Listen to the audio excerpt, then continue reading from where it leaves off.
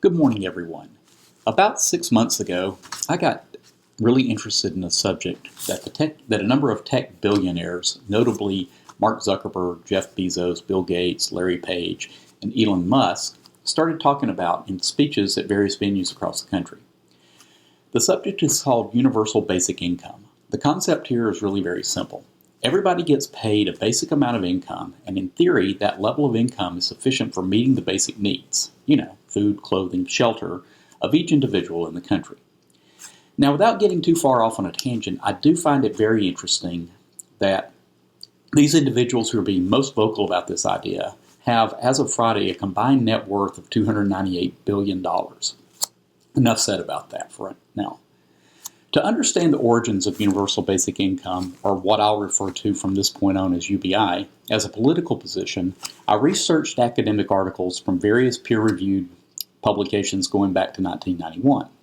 The real pioneer of this concept is a Belgian political philosopher, Philippe von Parijs.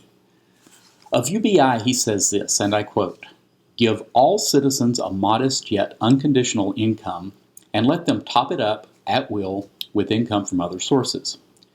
It sounds so simple and elegant, doesn't it? But as is always the case, the devil is in the details. In this video, I'm going to try to give you the basic foundational tenets, of which there are four, of UBI. I'm not going to talk about the pros and cons or potential complications in this video, but I'm simply going to lay out what the original thought leaders of this concept had in mind. The first tenet is one of universality. Remember, give all citizens a modest yet unconditional income. It's universal. It's all-inclusive. Supposedly, unlike welfare, there's no means test, no qualification criteria. Everyone gets paid this amount by the government, and anything else earned by the individual is on top of that.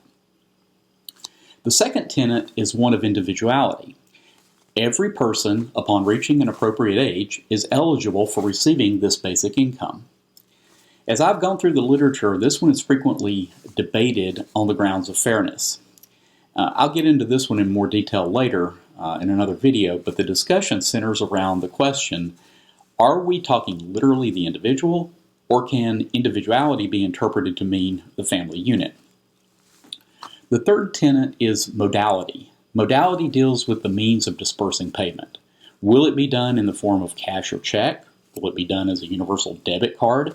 What about doing it with vouchers? How is it going to be secured? How will it be ensured the funds reach the intended participant? Of the four basic principles, this question is one of logistics, and it tends to be the most complex. The last tenet is adequacy. Proponents of a pure UBI system insist that the basic income level should be sufficient to meet the basic needs of the individual. But who gets to decide what is either sufficient or basic needs? Well, the government, of course. Just like I suspect we'll see in a single-payer healthcare system, where government will play a role in determining what health procedures we need, with UBI, government will have the ability to establish one's entry-level lifestyle. Maybe Mark Zuckerberg and Elon Musk will decide that for us. Let's hope not.